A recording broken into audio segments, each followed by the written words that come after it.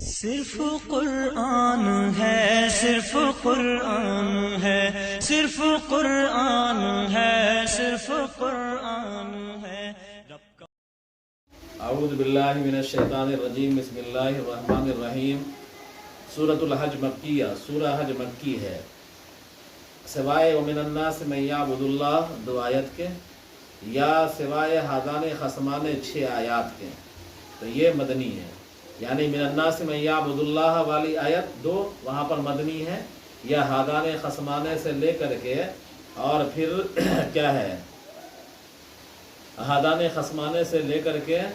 اور الی صراط الحمید، صراط الحمید، ہادان خصمانے سے لے کر کے صراط حمید دیکھ لو گے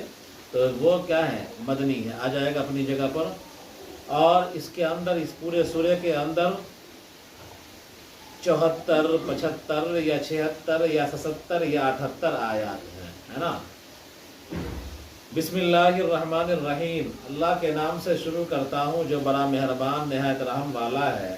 یا ایھا الناس، اے لوگوں، لوگوں سے مراد مکہ اور غیر مکہ، مکہ والے یا غیر مکہ والے۔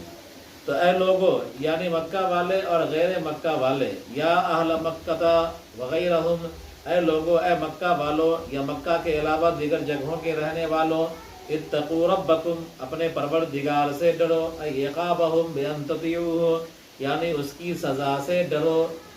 ڈرنے کا مطلب کیا ہے کہ تم اللہ تبارک و تعالیٰ کی اطاعت کرنے والے ہو جاؤ، اللہ کی اطاعت کرو، ہے نا۔ ڈرنے کا مطلب یہ نہیں ہے کہ صرف منہ سے بولو کہ اللہ سے مجھے ڈر لگتا ہے، اللہ سے مجھے ڈر لگتا ہے، بلکہ ڈرنے کا مطلب یہ ہے کہ مامورات میں وہ کرنا اور منہیات سے بچنا، اطاعت کرنا اور کیا ہے، نافرمانی سے بچنا، یہ ہے ڈرنے کا مطلب۔ تو فرمایا اے اہل مکہ، یا مکہ والوں اور مکہ کے علاوہ دیگر جگہوں میں رہنے والوں، تو اپنے پروردگار سے ڈرو، یعنی اس کی سزا سے ڈرو۔ ڈرنے کا مطلب یہ ہے کہ تم اس کی اطاعت کرو۔ بلا شبہ قیامت کا زلزلہ، یعنی زمین کی وہ حرکت شدیدہ، التی یکون بعدہا طلوع الشمس، جو طلوع شمس کے بعد ہوگا، من مغربہا، مغرب جو مغرب سے سورج نکلنے کے بعد ہوگا، یہی، اور وہ قرب قیامت میں، اور وہ قیامت کے قریب ہوگا، چاہے وہ قرب قیامت ہے۔ شیء عظیم، بڑا عظیم حادثہ ہے، یعنی قیامت کا زلزلہ عظیم چیز ہے، بہت بھاری چیز ہے۔ اور یہ قیامت زلزلہ کا واقعہ کب ہوگا؟ جب سورج کیا ہو جائے گا، مغرب سے طلوع ہو جائے گا، توبہ کا دروازہ بند ہو جائے گا۔ قیامت کی بڑی بڑی علامتوں میں سے ایک علامت یہ ہے کہ سورج کیا ہے، مغرب سے نکلے گا۔ سورج روزانہ اللہ کے حضور عرش کے آگے سجدہ ریز ہوتا ہے اور اللہ تبارک و تعالیٰ سے اجازت طلب کرتا ہے اگلے دن نکلنے کے لیے، سمجھا۔ اب یہ سوال الگ ہے کہ آیا سورج کی جسم روح، سورج جو ہے سجدہ ریز ہوتا ہے، یا جسم اپنی جگہ پر رہتا ہے اور روح سجدہ ریز ہوتی ہے، وہ اپنی جگہ پر ہے۔ جب پڑھو گے مسلم شریف تو وہاں یہ بحث آئے گی، ٹھیک ہے۔ تو بس سورج روزانہ اللہ تبارک و تعالیٰ کے حضور سجدہ ریز ہوتا ہے عرش کے آگے، اور اللہ تبارک و تعالیٰ سے اجازت طلب کرتا ہے دوبارہ نکلنے کی، اور اجازت مل جاتی ہے تو سورج اپنی جگہ سے نکلتا ہے۔ اور ایک وقت آئے گا کہ جب جیسے ہی وہ سجدہ ریز ہوگا اور اللہ سے اجازت طلب کرے گا تو اللہ تبارک و تعالیٰ اس کو اسی وقت الٹا لوٹنے کا حکم دیں گے کہ الٹے لوٹ جاؤ۔ چنانچہ سورج اس دن ڈوبے گا نہیں، بلکہ کیا ہو جائے گا، مغرب سے طلوع ہو جائے گا، سمجھا۔ تو فرمایا کہ بلا شبہ قیامت کا زلزلہ، یعنی زمین کی حرکت شدیدہ، جو سورج کے طلوع ہونے کے بعد، جو حرکت ہوگی سورج کے طلوع ہونے کے بعد مغرب سے، الذی ہوا قرب الساعہ، جو کہ قیامت کے قرب کی علامت ہے، جو کہ قیامت کے قریب ہوگا۔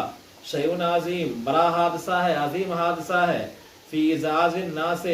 لوگوں کو گھبراہٹ میں ڈالنے کے سلسلے میں، لوگوں کو دہشت میں ڈالنے کے سلسلے میں، وہو نوع من عقاب، اور یہ عذاب کی ہی کی ایک قسم ہے۔ قیامت کا زلزلہ کیا ہے، عذاب ہی کی ایک قسم ہے۔ زلزلہ آیا تھا، دیکھا نہیں تھا 17 میں کہ حالت خراب ہو گئی تھی، لگ رہا تھا کہ فٹ بال پر کھڑے ہوئے ہیں اور فٹ بال ہمارے پیر کے نیچے سے کھسک رہا ہے نا۔ تو فرمایا قیامت کا یہ حادثہ زلزلہ یہ عظیم چیز ہے، بڑی خوفناک خطرناک چیز ہے، یہ ایک قسم کا عذاب ہے۔ یوم ترونہا تذہل بسببہا کل مرضعۃ بالفعل عما ارضعت تنساہ وتضع كل ذات حمل أي حملها وترى الناس سكارى من شدة الخوف وما هم بسكارى من الشراب ولكن عذاب الله شديد فهم يخافونه۔ اور جس دن اے مخاطب آپ دیکھو گے کہ ہر دودھ پلانے والیاں بالفعل اپنے دودھ پیتے کو بھول جائے گی، اور ہر حمل والیاں اپنا حمل ڈال دیں گی، اور آپ دیکھو گے لوگوں کو مدہوش شدت خوف کی وجہ سے، اور وہ مدہوش نہ ہوں گے شراب سے، بلکہ اللہ کا عذاب ہی سخت ہے۔ یعنی قیامت کا جب زلزلہ قائم ہوگا، زلزلہ ہوگا اور نفخہ اولا قائم ہوگا، سور پھونکا جائے گا تو بھونچال اور زلزلہ رہے گا، تو اس وقت لوگ کیا ہوں گے؟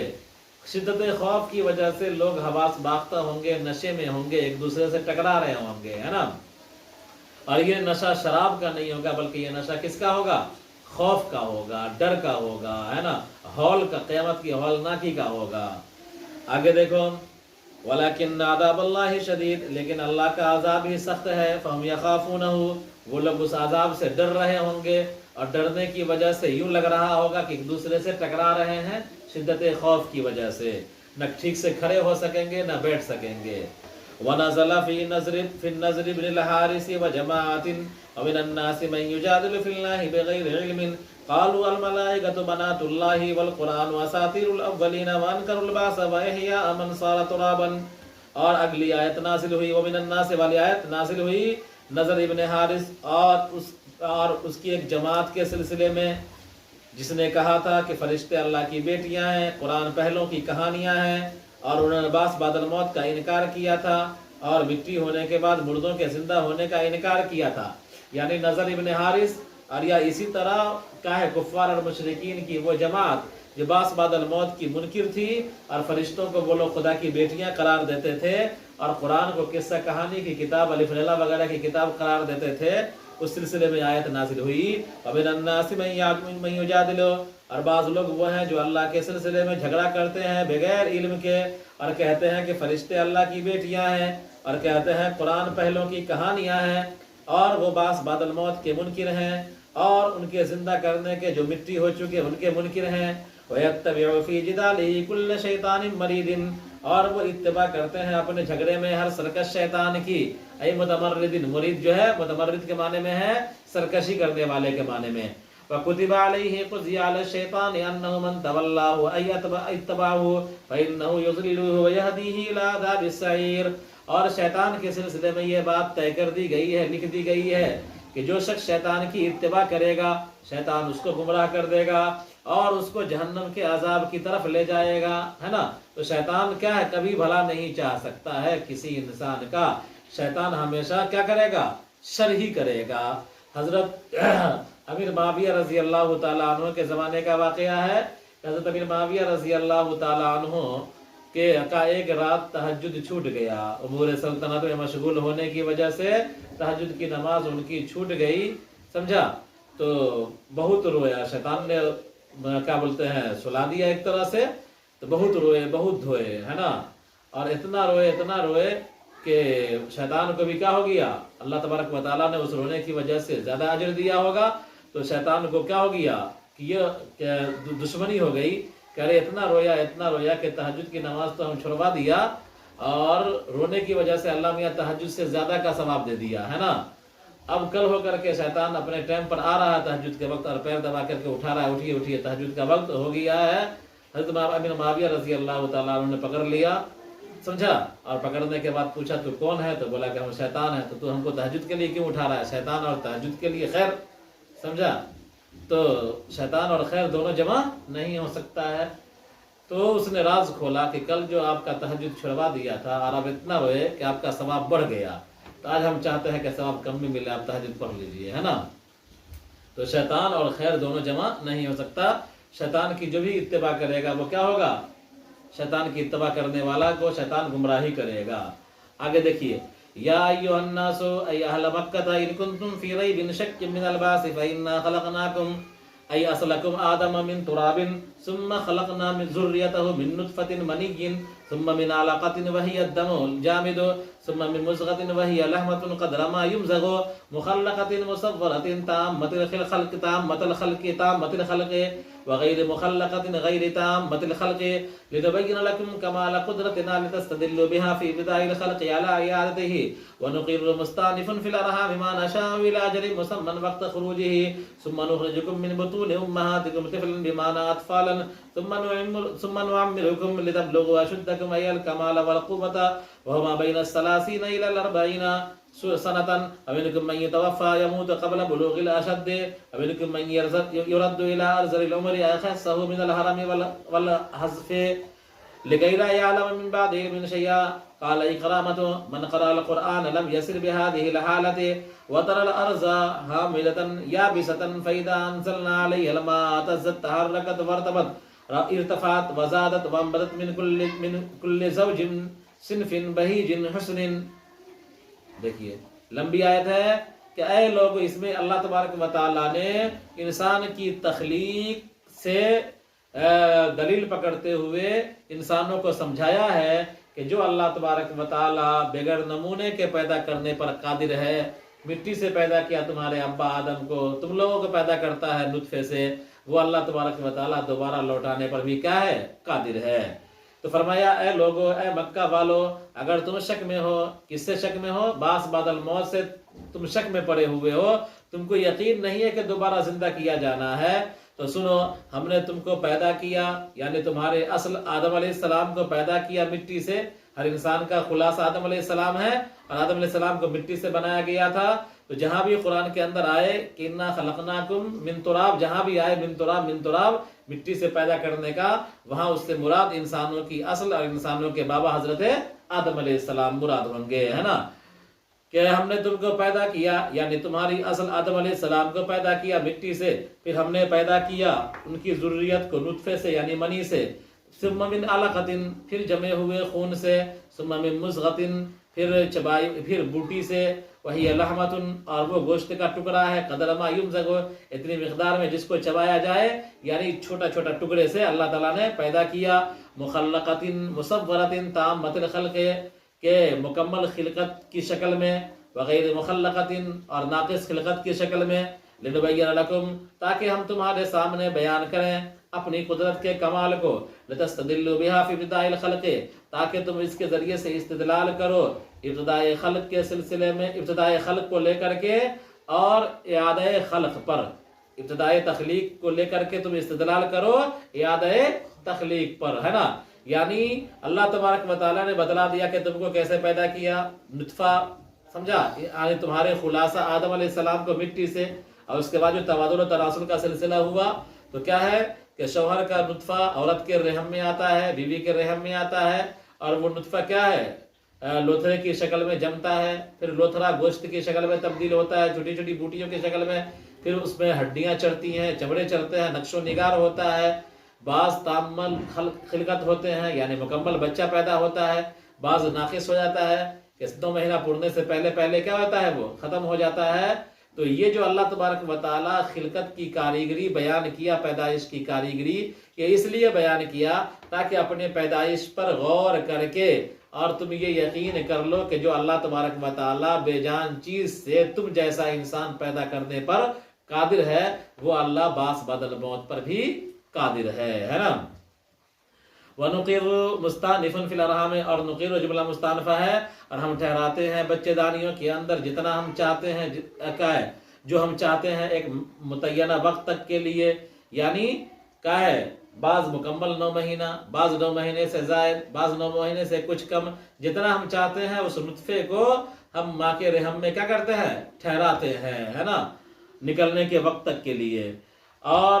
پھر ہم تم کو نکالتے اپنے ماں کے پیٹ سے بچہ بنا کر کے، طفلاً اطفال کے معنی میں ہے. ثم نعمرکم، اور پھر ہم تم کو زندگی دیتے ہیں تاکہ تم اپنی بھرپور جوانی کو پہنچ جاؤ، یعنی کمال کو پہنچ جاؤ، طاقت و قوت کو پہنچ جاؤ. اور وہ 30 سال سے لے کر 40 سال کے درمیان کا وقفہ ہے، اس درمیان میں انسان بھرپور جوان رہتا ہے. آگے دیکھیے، ثم ومنکم من یتوفی، تم میں سے بعض وہ ہیں جو مر جاتے ہیں، اس عمر کو پہنچنے سے پہلے پہلے، بھرپور جوانی کو پہنچنے سے پہلے پہلے ہی مر جاتے ہیں، بچے میں مر جاتے ہیں۔ تم میں سے بعض وہ ہیں جو نکمی عمر تک پہنچ جاتے ہیں، یا خصی بدل حرم والحذف، یعنی انتہائی نکمی عمر تک اور ناکاری عمر تک پہنچ جاتے ہیں۔ لیکن لا یعلم من بعد علم شیئا، حالت یہ ہوتی ہے ایک چیز کے جاننے کے بعد انجانے بن جاتے ہیں، یعنی کھانا کھا لیا ہے لیکن کچھ دیر کے بعد پوچھو کھانا کھا لیے تو یاد نہیں ہے نا۔ تو انسان اس عمر میں پہنچ جاتا ہے کہ ایک چیز کو کرنے یا کہنے کے بعد وہی چیز کیا جانا اور وہی چیز کا کرنا بولنا یاد نہیں رہتا ہے نا۔ تو اسی وقت زمانے میں پوچھتا ہے کہ بوا وہ کا ہے، بیٹا بولتا ہے کہ کوا ہے نا، پھر پوچھتا ہے باپ کہ وہ کا ہے، تو جہاں 2-3 بار پوچھا بس بیٹا کیا کہتا ہے، بیٹھیے ٹٹراتے رہتے ہیں، بیکار کا ہلہ کرتے رہتے ہیں، خاموش رہیے، چپ چاپ رہیے، وہی عمر ہوتی ہے نا، وہی عمر ہوتی ہے۔ تو فرمایا لِكَيْ لَا يَعْلَمَ بَعْدَ عِلْمٍ شَيْئًا، حالت یہ ہوتی ہے کہ ایک چیز کے جاننے کے بعد وہ انجانا بن جاتا ہے۔ اکرامہ کہتے ہیں کہ جو شخص قرآن پڑھے گا لم یسر بہذہ الحالہ، اس حالت تک نہیں پہنچے گا، یعنی قرآن جو پڑھے گا وہ اس عمر کو نہیں، اس حالت تک نہیں پہنچے گا۔ ہاں عمر ہوگی لمبی، سمجھا، بڑے بڑے شیخ الحدیث سب کی عمر 90 95 100 150 سال ہوئی، 100 سوا 100 سال ہوئی ہے، لیکن وہ اس کا ہے اس نکمی عمر جس کو کہیے کہ ایک چیز کرنے کے بعد وہ چیز یاد نہ رہے۔ 90 سال کی عمر میں لوگ پڑھایا ہے نا، پڑھاتے ہیں۔ تو جو قرآن پڑھنے والا اور اتباع سنت کرنے والا، احادیث پڑھنے والا، علمی شغف رکھنے والا، وہ ان چیزوں سے کیا ہوتا ہے، محفوظ رہتا ہے۔ حضرت اکرامہ نے فرمایا ہے، حضرت اکرامہ نے کہا کہ جو شخص قرآن پڑھے گا، قرآن میں لگے گا، تو وہ کیا ہے، اس عمر کو نہیں اس حالت کو نہیں پہنچے گا۔ اس عمر کو پہنچ سکتا ہے، 90 100 سال پہنچ سکتا ہے، لمبی عمر ہوگی، لیکن اس حالت کو کہ ایک چیز کے جاننے کے بعد اس چیز سے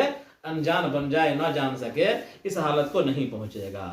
وَتَرَى الْأَرْضَ هَامِدَةً، اے مخاطب آپ زمین کو خشک پاؤ گے، فَإِذَا پاتے ہو، فَإِذَا أَنزَلْنَا عَلَيْهِ الْمَاءَ اهْتَزَّتْ، دیکھا کل زمین خشک تھی، اچانک ہم نے پانی برسایا زمین پر، اہتزت، زمین نے حرکت کیا ہے نا، زمین پھولنے لگی،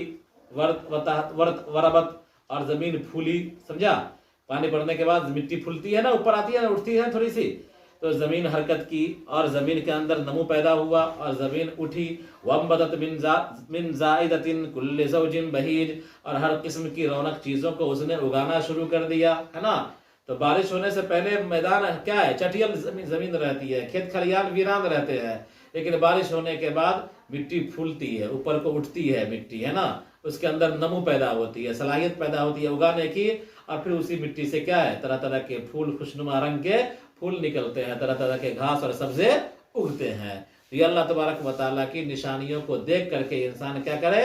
اپنے آپ پر غور کرے کہ اللہ تبارک و تعالیٰ نے اسی طرح جس طرح گھاسوں کو اور نباتات کو، پودوں کو نئی زندگی دی ہے، اس کے سوکھ جانے کے بعد ایسی اللہ تبارک و تعالیٰ انسان کو مارنے کے بعد دوبارہ نئی زندگی عطا کرے گا، ہے نا۔ تو اس کا مشاہدہ انسان ہمیشہ کرتا رہتا ہے، کیا کرتا رہتا ہے، ہمیشہ کرتا رہتا ہے۔ پوری پرتی بیساکھ کے زمانے میں کیا ہوتی ہے، پیلی ہوتی ہے نہیں، پورا میدان پیلا ہوتا ہے، گھاس کا نام و نشان نہیں، لیکن جیسے ہی کیا ہے وہ، اور گھاس ہوتی بھی ہے تو بالکل خشک، زمین سے ٹچ، ایک دم پیلی، کوئی نمو نہیں، کوئی زندگی کے آثار نہیں، لیکن جیسے ہی ایک آدھ برکھا بارش ہوئی ویسے ہی ہریالی کیا ہو جاتی ہے، شروع ہو جاتی ہے نا۔ تو انسان اس کا ہمیشہ مشاہدہ کرتا رہتا ہے۔ ان چیزوں کو دیکھ کر کے بھی انسان باس بعد الموت پر یقین کر سکتا ہے، کرنا چاہیے۔ آگے دیکھیے کہ بلا شبہ اللہ تبارک و تعالی، ہاں تو من انبتت من کل زوج بہیج، ذالک بان اللہ هو الحق، ذالک سے مراد یہ مذکورہ چیزیں، یعنی من کا المذکور من بدء خلق الانسان الى آخر احیاء الارض، انسان کی تخلیق کے آغاز سے لے کر کے زمین کو زندہ کرنے کے مضامین اوپر جو آئے ہیں، انسان کو کیسے پیدا کیا، اس کے بعد زمین کو زندہ کرنے کا، ہے نا، یہ پورا مضمون جو مذکور ہوا اوپر، یہ اس وجہ سے کہ اللہ تبارک و تعالیٰ ہی ثابت ہے، دائم ہے، ہمیشہ رہنے والا ہے، اللہ ہی حق ہے، یعنی قائم رہنے والا ہے، ہمیشہ رہنے والا ہے، اور اللہ ہی مردوں کو زندہ کرتا ہے، اور اللہ تبارک و تعالی ہی ہر چیز پر قادر ہے۔ وَأَنَّ السَّاعَةَ آتِيَةٌ لَا رَيْبَ فِيهَا، اور بلا شبہ قیامت آنے والی ہے، اس میں کوئی شک نہیں۔ وَأَنَّ اللَّهَ يَبْعَثُ مَن فِي الْقُبُورِ، اور بلا شبہ اللہ تبارک و تعالی زندہ کرے گا ان لوگوں کو جو قبروں میں ہیں، سمجھا؟ ایسا نہیں کہ بغیر قبر والوں کو زندہ نہیں کرے گا، سمجھا؟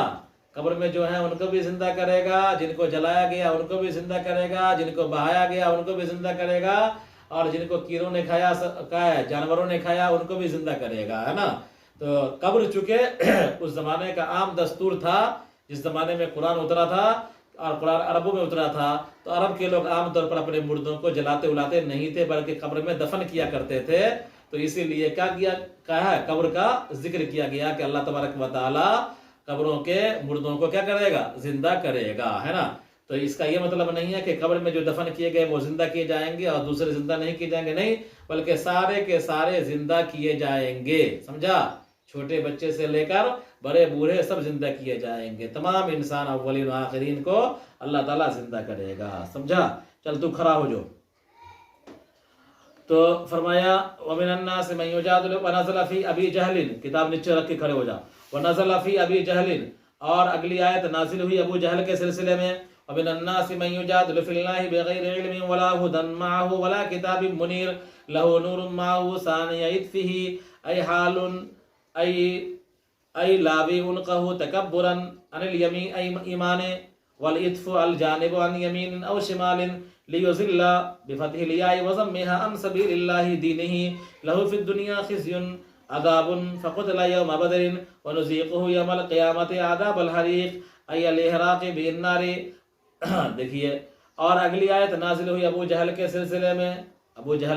سلسلے میں، جو بار بار ناحق نبی کریم صلی اللہ علیہ وسلم سے اور صحابہ سے جھگڑا کیا کرتا تھا، اور یہ مکہ کا سردار بنا ہوا تھا، چودھری بنا ہوا تھا، خود بھی دین کو قبول نہیں کرتا تھا اور کسی کو دین کو قبول کرنے کے لیے اجازت نہیں دیتا تھا، ہے نا؟ تو اگلی آیت نازل ہوئی ابو جہل کے سلسلے میں، وَمِنَ النَّاسِ مَن يُجَادِلُ فِي اللَّهِ بِغَيْرِ عِلْمٍ، کہ بعض وہ لوگ ہیں جو اللہ کے سلسلے میں ناحق جھگڑا کرتے ہیں بغیر علم کے، یعنی اس کے پاس کوئی علم نہیں ہے اللہ کی ذات و صفات کا، لیکن پھر بھی نبی اور اصحاب نبی سے جھگڑا کرتے ہیں۔ وَلَا هُدًى مَّعَهُ، اور اس کے پاس کوئی ہدایت نامہ نہیں ہے، کوئی آسمانی کتاب نہیں ہے، پھر بھی جھگڑا کرتے ہیں۔ وَلَا كِتَابٍ مُّنِيرٍ، کوئی روشن کتاب نہیں ہے اس کے پاس، پھر بھی جھگڑا کرتے ہیں، سمجھا؟ یعنی اس کے پاس کوئی روشن کتاب نہیں ہے، کوئی واضح دلیل نہیں ہے، صرف کیا ہے؟ کٹ حجتی کے ساتھ اپنی چودراہٹ قائم رکھنے کے لیے نبی اور اصحاب نبی سے جھگڑا کرتے ہیں اللہ کے سلسلے میں۔ ثانی عطفہ حال ای لاوی عنقہ تکبرا، یعنی اپنے پہلو کو موڑتے ہوئے، تکبر کرتے ہوئے ایمان سے، یعنی اپنے گردن کو موڑتے ہوئے ایمان سے تکبر کر کے، یعنی تکبراً ایمان کو قبول نہ کر کے، یعنی ایمان قبول بھی نہیں کرتے ہیں اور ساتھ میں گھمنڈی کرتے ہوئے گردن کو موڑ کر کے، اور نبی کریم صلی اللہ علیہ وسلم سے بار بار جھگڑا کرتا ہے اور صحابہ کرام سے اللہ کی ذات و صفات کے تعلق سے جھگڑتا ہے۔ ثانی عطف کا لفظ آیا نا، عطف سے مراد کیا ہے؟ العطف الجانب عن یمین او شمال، عطف دائیں یا بائیں جانب کو کہتے ہیں، ہے نا؟ دائیں مڑنا یا بائیں مڑنا کیا کہلائے گا؟ عطف، ہے نا؟ تو جانب، عطف جانب کو، اور ثانیہ کے معنی مڑنا، ہے نا؟ تو عطف کے معنی دایاں جانب یا بایاں جانب، دایاں پہلو یا بایاں پہلو، اور ثانیہ کے معنی مڑنا، تو اپنے دائیں پہلو کو یا بائیں پہلو کو مڑتے ہوئے تکبر کر کے، ہے نا؟ اور نبی کریم صلی اللہ علیہ وسلم سے جھگڑا کرتے ہیں۔ آگے دیکھیے، لیذل، تاکہ وہ گمراہ کر دے، یذل یا کہ فتح کے ساتھ یذل اور یا کہ ضمے کے ساتھ یذل، ہے نا؟ دونوں پڑھ سکتے ہیں، تاکہ وہ گمراہ کر دے اللہ کے راستے سے، اللہ کے دین سے لوگوں کو۔ اس کے لیے دنیا کے اندر رسوائی ہے، کیا ہے؟ دنیا کے اندر رسوائی ہے، یعنی عذاب ہے، چنانچہ وہ مارا گیا بدر کے دن، اور ہم اس کو چکھائیں گے قیامت کا دن جلنے کا عذاب، جلانے کا عذاب، یعنی اسے قیامت کے دن آگ میں جلایا جائے گا۔ وَيُقَالُ لَهُ، اور اس سے کہا جائے گا، ذَلِكَ بِمَا قَدَّمَتْ يَدَاكَ أَيْ قَدَّمْتَهُ، یہ وہ چیز ہے جو تم نے کیا تھا، یہ اس چیز کا انجام ہے جو تم نے کیا تھا، أَيْ قَدَّمْتَهُ، جس کو پہلے تم نے کر رکھا تھا، اس کی وجہ سے یہ سزا تم کو دی جا رہی ہے۔ عُبِّرَ عَنْهُ بِهِمَا، اور اس کو تعبیر کیا گیا یدا سے، سمجھا؟ یعنی اعمال کو تعبیر کیا گیا کس سے؟ بہما، بہما کی ضمیر کہاں لوٹ رہی ہے؟ یداکا کی طرف، ہے نا، کہ یہ ذالک بما قدمت یداکا، یہ اس وجہ سے کہ جو تم نے پہلے اعمال کیے ہیں، ہے نا، یہ اس وجہ سے جو تم نے پہلے اعمال کیے ہیں دنیا کے اندر، جو تم نے برے اعمال کیے ہیں اس کی وجہ سے تم کو عذاب میں جلایا جا رہا ہے، یہ کہا جائے گا۔ تو اب یہاں پر اعمال کو یدا سے تعبیر کیا گیا ہے نا، کیوں؟ دون غیرہما، دوسرے اعضاء سے نہیں، یعنی ابو جہل کے شخصی اعمال کو یا ابو جہل کی شخصیت کو کیا ہے؟ یدا سے تعبیر کیا گیا۔ یہ وہ چیز ہے جو تم نے پہلے کیا تھا، یہ تم نے پہلے کیا تھا دنیا کے اندر۔ تو ابو جہل کی شخصیت کو کس سے تعبیر کیا گیا؟ یدا سے، ہے نا، اس لیے کہ انسان کا زیادہ اعمال کس سے ہوتا ہے؟ ہاتھے سے ہوتا ہے، مارنے کا، پیٹنے کا، سمجھا، یا اسی طرح تلوار چلانے کا، رسول کو تکلیف پہنچانے کا، یا صحابہ کرام کو تکلیف پہنچانے کا، ہے نا، کس سے ہوتا ہے؟ ہاتھ سے ہوتا ہے۔ تو ہاتھ کا چونکہ زیادہ دخل ہے کس سے؟ جنگ کرنے میں، لڑائی کرنے میں، جھگڑا کرنے میں، ہے نا، تو اسی لیے ہاتھ سے تعبیر کیا گیا ہے نا۔ تو سوال یہ ہوا کہ مراد تو کیا ہے؟ ابو جہل کی پوری شخصیت ہے، ابو جہل کے پورے اعمال ہیں، سمجھا؟ تو صرف ہاتھ ہی کا ذکر کیوں کیا؟ بما قدمت یدا کا کیوں کہا؟ اسی کا جواب دیا کہ ہاتھ سے زیادہ تر اعمال صادر ہوتے ہیں، اسی لیے یدا کہا گیا، ٹھیک ہے۔ آگے دیکھیے کہ ذالک بما قدمت یداک، یہ اس وجہ سے کہ جو تم نے کیا، یعنی تم نے اس کو پہلے کیا، عبران ہو، ابو جہل کی شخصیت کو تعبیر کیا گیا یا ید سے، دون غیرہما، ہاتھ کے علاوہ کسی دوسرے چیز سے نہیں، دماغ اور دل وغیرہ، آنکھ وغیرہ، کان وغیرہ سے نہیں، لأن اکثر الافعال تزاول بہما، اس لیے کہ زیادہ تر افعال ان دونوں ہی کے ذریعے سے انجام پاتے ہیں۔ کن دونوں کے ذریعے سے؟ ہاتھ کے ذریعے سے۔ وَأَنَّ اللَّهَ لَيْسَ بِظَلَّامٍ لِّلْعَبِيدِ، بلا شبہ اللہ تبارک و تعالی بندوں پر ظلم کرنے والا نہیں ہے کہ ان کو عذاب دے دے بغیر گناہ کے، یعنی گناہوں کی سزا ہی اللہ تعالیٰ دے گا، بغیر گناہ کے سزا نہیں دے گا۔ دیکھیے سورہ حج مکی ہے، سوائے وَمِنَ النَّاسِ مَن يَعْبُدُ اللَّهَ، 2 آیت کے، یا ہادان خصمان 6 آیات کے، یہ مدنی ہیں، اور اس کے اندر 74 75 76 77 78 آیات ہیں۔ اللہ کے نام سے شروع کرتا ہوں جو بڑا مہربان نہایت رحم والا ہے۔ اے لوگو، اے مکہ والو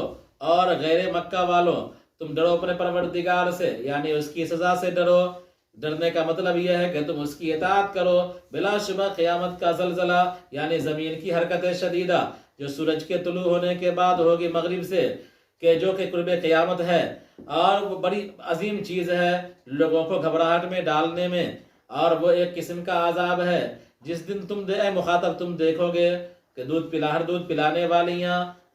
بالفعل اپنے دودھ پیتے کو بھول رہی ہیں، اور ہر حمل والیاں اپنا حمل ڈال رہی ہیں، اور آپ دیکھو گے لوگ مدہوش ہیں شدت خوف کی وجہ سے، حالانکہ وہ مدہوش نہیں ہے، شراب کی وجہ سے۔ بلا شبہ اللہ تبارک و تعالیٰ کا عذاب سخت ہے، سو یہ لوگ اس سے ڈر رہے ہیں۔ اور نازل ہوئی اگلی آیت نضر ابن حارث اور ایک جماعت کے سلسلے میں، اور بعض لوگ وہ ہیں جو جھگڑا کرتے ہیں اللہ کے سلسلے میں بغیر علم کے، وہ کہتے ہیں کہ فرشتے اللہ کی بیٹیاں ہیں اور قرآن پہلوں کی کہانیاں ہیں، اور وہ باس بعد الموت کا انکار کرتے ہیں، اور ان لوگوں کے زندہ کرنے کا جو مٹی ہو چکے انکار کرتے ہیں، اور اتباع کرتے ہیں اپنے جھگڑا کرنے میں ہر سرکش شیطان کی، اور شیطان کے پر یہ بات طے کر دی گئی ہے کہ جو شخص اس کی اتباع کرے گا وہ اس کو گمراہ کر دے گا اور اس کو جہنم کے عذاب کی طرف ڈائریکٹ لے جائے گا۔ اے لوگو، اے مکہ والو، اگر تم کو شک ہے باس بعد الموت سے، یقیناً ہم نے تمہاری یقیناً ہم نے تمہاری اصل آدم کو مٹی سے پیدا کیا، پھر ہم نے ان کی ذریت کو نطفے سے یعنی منی سے پیدا کیا، اور پھر علقہ سے یعنی جمے ہوئے خون سے پیدا کیا، اور پھر مضغہ سے یعنی اتنی مقدار گوشت کے ٹکڑے سے جس کو چبایا جائے، مخلقۃ مصورۃ تامۃ الخلق، مصورۃ تامۃ الخلق کہ تام الخلقت شکل میں، وغیر مخلقۃ اور غیر تام الخلقت شکل میں، ناقص خلقت کی شکل میں، تاکہ ہم تمہارے لیے اپنی قدرت کے کمال کو بیان کریں، اور تاکہ تم اس کے ذریعے سے استدلال کرو ابتدائے خلق کو لے کر کے اعادہ خلق پر، ابتدائے تخلیق کو لے کر کے اعادہ تخلیق پر، ابتدائے خلق کو لے کر کے اعادہ خلق پر، ابتدائے پیدائش کو لے کر کے اعادہ پیدائش پر، ہے نا۔ تو ابتدائے خلق کو لے کر کے اعادہ خلق پر، ابتدائے تخلیق کو لے کر کے اعادہ تخلیق پر، اور ہم ٹھہراتے ہیں، جملہ مستانفہ ہے،